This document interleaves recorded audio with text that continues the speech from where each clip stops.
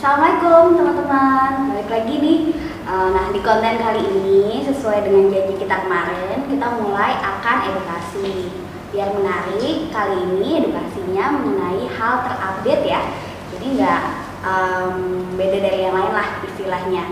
Nah, buat pengantar, kali ini saya mendatangkan teman baik-baik saya nih. Dia lulusan dari Semansa, kemudian S1 kedokterannya di UNLAM, dan telah mengambil atau lulus di spesialis gizi klinik di Undip. Nah, Dokter Dina Aulia, spesialis gizi klinis. Selamat pagi kakak. Kita udah Dokter Dina, spesialis gizi klinis. Nah, apa yang mau kita bicarakan sebagai pengantar nih teman-teman? Bahwa kalau kita bicara soal gizi itu kan banyak, pasti yang ada di pikiran teman-teman adalah cara menurunkan berat badan. Nah, sebenarnya ada banyak nih caranya. Pernah nggak teman-teman ngerasain kalau misalnya, contohnya saya nih ya dok ya, kalau saya itu kalau misalnya olahraga tuh dok lumayan agak susah ya dok menjaga berat badan, apalagi saya suka banget sama ngemil, namanya ngemil tuh saya suka banget. Nah, kalau saya itu berat badannya meningkat, kemudian saya lakukan pengurangan cemilan, itu susah banget turunnya teman-teman. Tapi kalau saya udah mulai olahraga, turunnya itu cepet banget. Nggak kayak teman saya nih, teman saya ada yang kalau naik berat badannya, terus dia udah nggak ngemil lagi, turun berat badannya itu cepet banget. Nah, tahu nggak kalau misalnya ternyata salah satu yang menyebabkan hal tersebut adalah peran genetik. Nah, itu yang mau kita bahas nih, peran genetik terhadap nutrisi. Gitu ya Dokter Dina? Benar ya? Kalau istilahnya sekarang sih nutrigenomik ya. Nutrigenomik ya, oke. Nutrigenomik. Jadi gini, kalau sekarang sih lagi ramai bicara pandemi COVID gitu. Bagaimana meningkatkan imunitas tubuh. Sebenarnya kan dasarnya ya kita sebenarnya harusnya sehat kan. Mau bagaimanapun, mau ada penyakit mau apa, kita harusnya sehat. Nah, kalau bicara nutrigenomik itu adalah sederhananya adalah bagaimana supaya berdasarkan genetik kita itu bisa meng-on-kan yang bagus dan meng-off-kan yang jelek. Jadi ya genetik itu kan sudah ada markernya gitu, maksudnya sudah ada susunannya, dan itu nggak mungkin diubah kan, nggak mungkin akan diubah sampai kita mati istilahnya, dari kita lahir sampai kita mati. Tapi itu akan dipengaruhi oleh lingkungan, salah satunya nutrisi. Bagaimana kita mau memaksimalkan, bagaimana kita mau meng-off-kan yang secara genetik kita itu ada jeleknya gitu. Jadi, nah dari gizi-gizi itu, dari nutrisi-nutrisi itu, jenis-jenis makanan apa yang secara genetik kita bisa meng-on-kan dan secara genetik juga kita bisa meng-off-kan. Ada tuh orang bilang, oh saya turunannya tuh sakit gula, saya turunannya itu kolesterol, kan ada begitu pasti. Bapak ibu kolesterol, bapak ada gula gitu. Itu kan secara genetik ya memang pasti ada. Tapi kan bagaimana caranya lingkungan itu akan mempengaruhi, termasuk dari gizi, bahwa itu bisa kita off-kan. Jadi penyakit-penyakit kronis, sekarang kan banyak banget penyakit kronis yang dasarnya pasti dari kegemukan biasanya. Penyakit jantung, penyakit gula, penyakit kolesterol. Dan itu kan sebenarnya lingkungan, aktivitas dan makanan intinya. Nah, makanan ini yang kita usahakan supaya berdasarkan genetik kita itu bisa meng-on-kan dan meng-off-kan.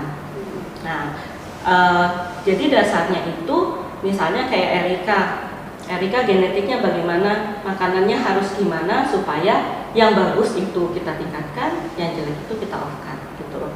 Sederhananya gitu aja, karena gini, kalau kita bicara nutrisi, kita bicara terapi gizi. Kalau orang sakit ya, kita bicara orang sakit, terapi gizi itu bersifat individu. Sama kan kayak dokter Erika kulit, pasti muka orang itu kan beda-beda, berminyak, kering, segala macam ya. Kalau dari gizi itu juga beda-beda, malah lebih ribet, dipengaruhi kebiasaan. Aku biasanya tuh nggak bisa sarapan, tuh udah beda sama orang yang terbiasa sarapan ya kan. Aku biasanya nyemil, ada yang enggak gitu.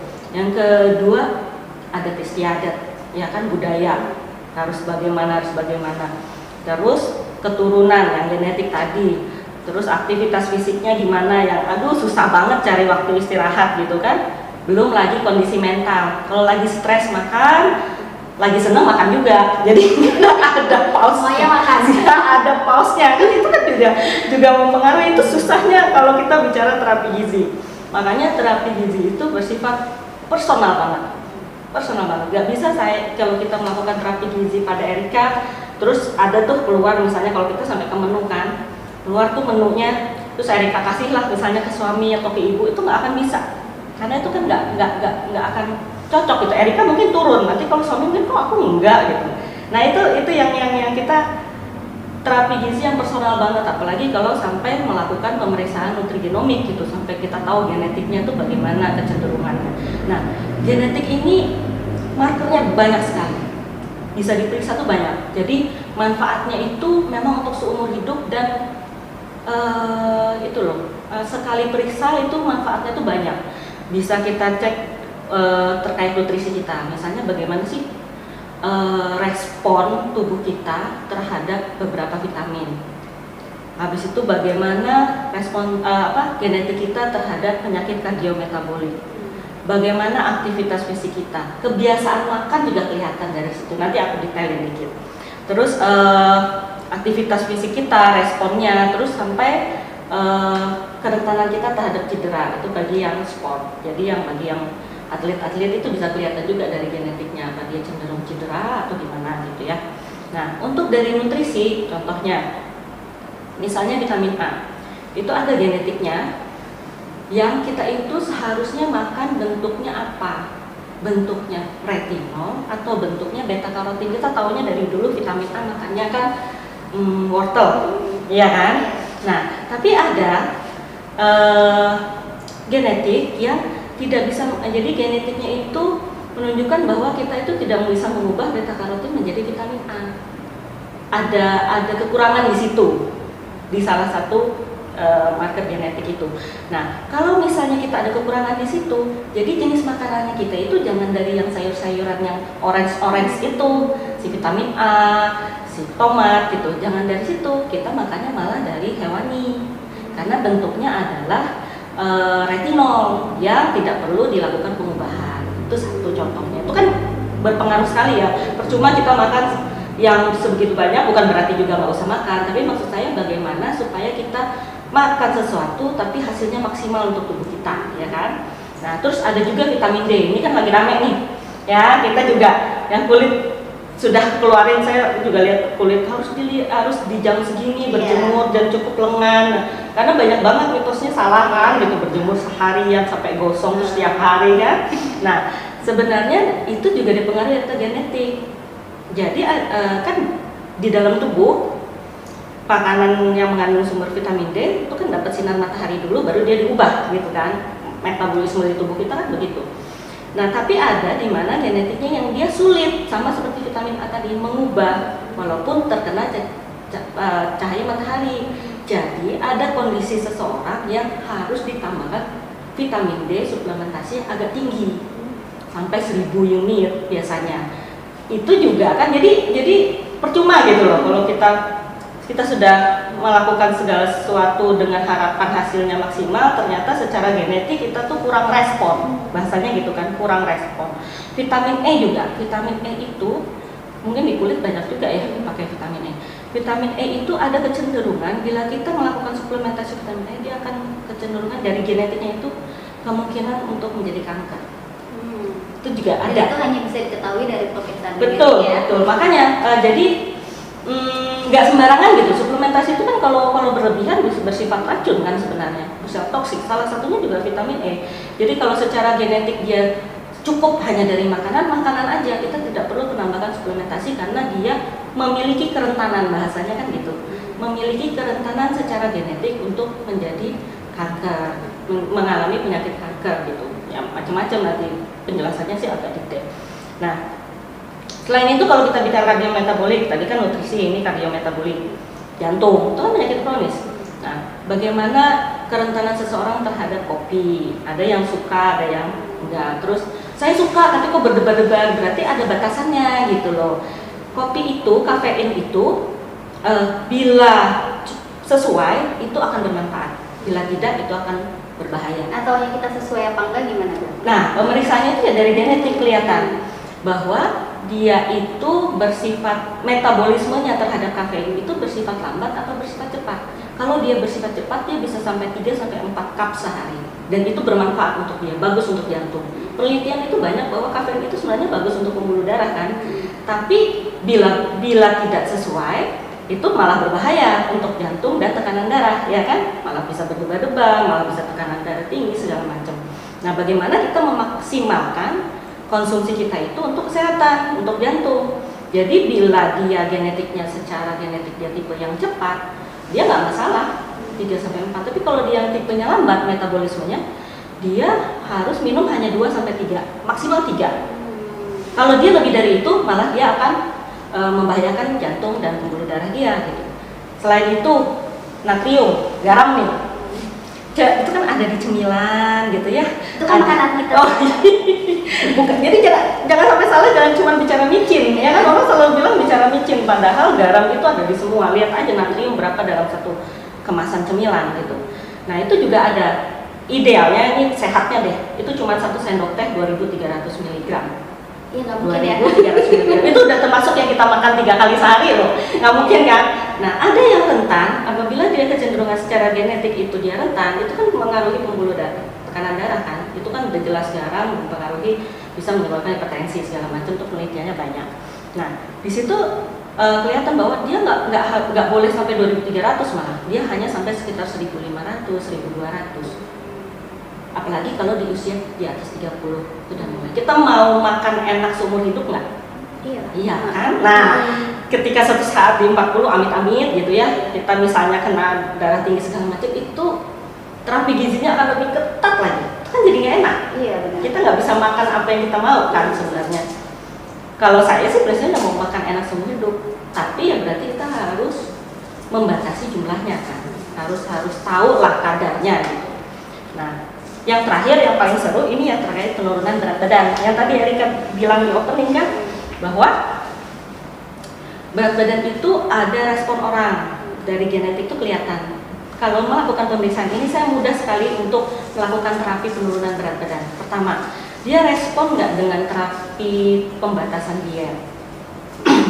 Kalau menurut genetik dia respon, oke, kita lakukan pembatasan pengurangan kalori kan setiap harinya. Terus yang kedua, bisa dilihat dia respon nggak terhadap aktivitas fisik. Karena nggak mungkin dia tanpa aktivitas fisik. Tapi masalahnya aktivitas fisiknya harus yang maksimal atau yang biasa aja. Nah, kalau dia respon terhadap aktivitas fisik, kita maksimalkan, semakin cepat dia turun. Yang terakhir, saya harus kelihatan kebiasaan makan. Jadi di genetik itu kelihatan dia kecenderungan nyemil, bisa menahan makan. Bahasa mudahnya gitu deh. Atau tes dia terhadap lemak. Kalau dia tes terhadap lemak itu tinggi, kita tuh kalau terlalu mengketatin kan dia akhirnya gagal terhadap dietnya. Jadi kita harus menyesuaikan lah dengan, ya itu kan udah genetik dia yang bicara, kita nggak bisa ngapa-ngapain kan. Jadi kita yang menyesuaikan supaya dia bisa menjalani diet itu dengan nyaman dan seumur hidup, harusnya kan begitu. Jangan yang datang lagi nanti gemuk lagi, nanti kita terapi turun lagi, nggak gitu. Jadi kalau orang yang begini sih mudah, dengan diet, dengan aktivitas fisik dia cepat turunnya. Karena kan ya itu dibilang, ada yang dengan diet sebentar dia turun 5 kilo, ada yang dietnya sama dia cuma bisa turun 1-2 kilo. Itu juga enak edukasi ke pasiennya bahwa gini, genetikmu ini udah bicara bahwa kamu sulit sekali turun berat badannya. Jadi bersabar, jangan ngelihat orang lain, karena secara genetikmu yang bicara kok, kita nggak bisa ngapa-ngapain kan. Genetikmu yang bicara bahwa kamu nggak sensitif terhadap penurunan kalori, kamu tidak sensitif terhadap aktivitas fisik. Jadi mau nggak mau ya kamu mungkin dalam sebulan hanya sekitar 2-3 kilo paling pol. Beda dengan orang yang mungkin sensitif keduanya, itu bisa sampai 4-5 kilo gitu. Itu kan akan lebih mudah diterima ya, karena saya kadang-kadang orang bilang, aduh udah terapi begini-begini kok nggak turun, padahal ya faktornya kan banyak yang saya bilang. Dan pemeriksaan ini gampang, ya memang ya ada berbagai macam pemeriksaan nutrigenomik ya dengan harga yang berbeda-beda. Tapi maksud saya begini, bahwa ini hanya pemeriksaan sekali seumur hidup gitu. Hanya dengan 1 kali pemeriksaan semuanya terlihat, dan itu bisa kita lakukan untuk terapi seumur hidup. Jadi ya menurut saya sih itu worth it lah ya, seharusnya dilakukan gitu ya. Itu aja sih. Nah, menarik ya ini dok. Jadi yang kita kenal tuh yang biasanya teman-teman tahu, terutama kalau kami ya, para dokter dulu itu, kalau kita melakukan pemeriksaan genetik itu biasanya sudah ada kelainan dulu. Ya. Nah, kalau dulu gitu ya, Betul. sudah ada kelainan dulu. Kalau di saya ada kelainan kulit, kemudian dia ada kelainan di organ lain yang membentuk suatu sindrom. Kita curiga dia ada kelainan genetik, baru kita cek. Nah, kalau sekarang ini dibalik ya, jadi dicek terlebih dahulu, baru dilakukan terapi. Nah, sebenarnya nih dok, siapa saja sih yang pantas buat melakukan nutrigenomik ini? Apakah hanya orang-orang yang kayak saya nih susah banget buat melakukan diet, menurunkan berat badan, atau misalnya saya memiliki anxiety ya, atau kecemasan, nanti kedepannya nih keluarga saya gula semua nih dok, diabetes semua. Apakah saya kedepannya itu nanti juga diabetes? Saya lakukan pemeriksaan nutrigenomik, atau sebaiknya semua orang melakukan pemeriksaan nutrigenomik dok? Seharusnya sih semua ya, walaupun apalagi gini, kalau kita nutrisi itu berbicaranya tuh bidangnya itu seharusnya sebelum preventif, karena dan kita pun kan nggak terlalu suplemen, nggak terlalu banyak obat gitu maksudnya. Kita ya terapi kita ya dari nutrisi kan, dari makanan gitu. Jadi ya harusnya semua orang, apalagi nutrigenomik ini tidak hanya bicara untuk penyakit kronik, misalnya itu kecenderungan gula, kecenderungan kolesterol, atau kecenderungan penyakit jantung, tapi keseluruhan itu maksudnya bagaimana dari vitamin-vitamin dari makanan yang kita makan itu bagaimana untuk maksimal untuk tubuh kan. Salah satunya ya untuk meningkatkan daya tahan tubuh di zaman pandemi begini kan, orang lagi rame bicara tentang imunitas gitu. Jadi harusnya ya semua orang gitu, mungkin yang dari usia remaja, atau kalau yang atlet kita bisa arahkan malah lebih detail ke bagaimana memaksimalkan untuk aktivitas dia sebagai atlet gitu, karena ya pembentukan otot, kecenderungan dia cedera terhadap tendon segala macam itu juga ada kelihatan dari genetiknya.